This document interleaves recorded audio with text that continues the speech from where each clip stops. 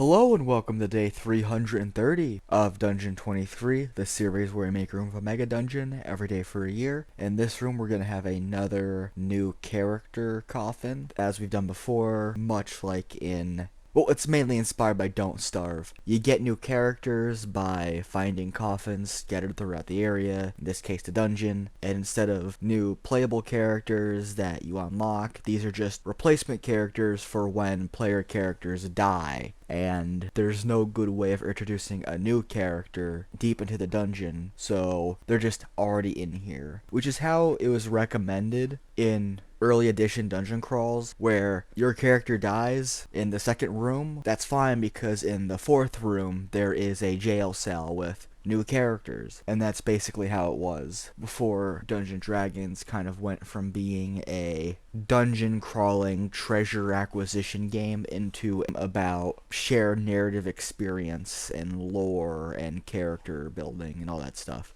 which is appropriate because Dungeon23 is supposed to be an OSR kind of thing, even though I really haven't mentioned it in a very long time, and nothing I really do is OSR, but that's besides the point. The important thing is that the party could open up this coffin and get a new player, or player character if one of the players dies. However, if the party already has all 4 of its members and they open it, it will instead contain a golden skeleton that's worth 5,000 gold pieces. Now, this skeleton is actually animate, and it uses the skeleton stat block, so a CR 1/4 creature.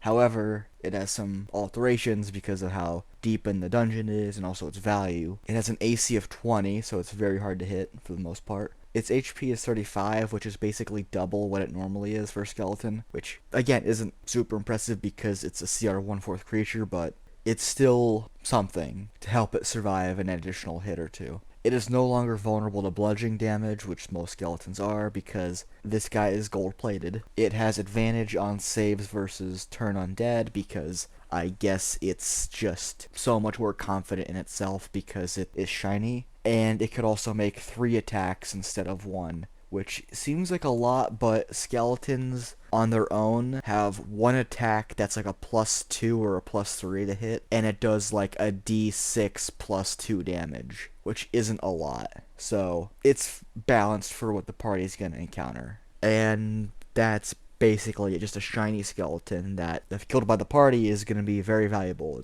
It's heavy, it's a solid gold skeleton, or at least gold plated heavily, but it's valuable and it's heavy, and it's something the party's going to want to take with them because it's, well, valuable, as I've said multiple times. So yeah, that's it. If you liked the video, like it. If you want to see more, subscribe. If you have suggestions for future rooms, then comment them down below. And yeah, thanks for watching and or listening.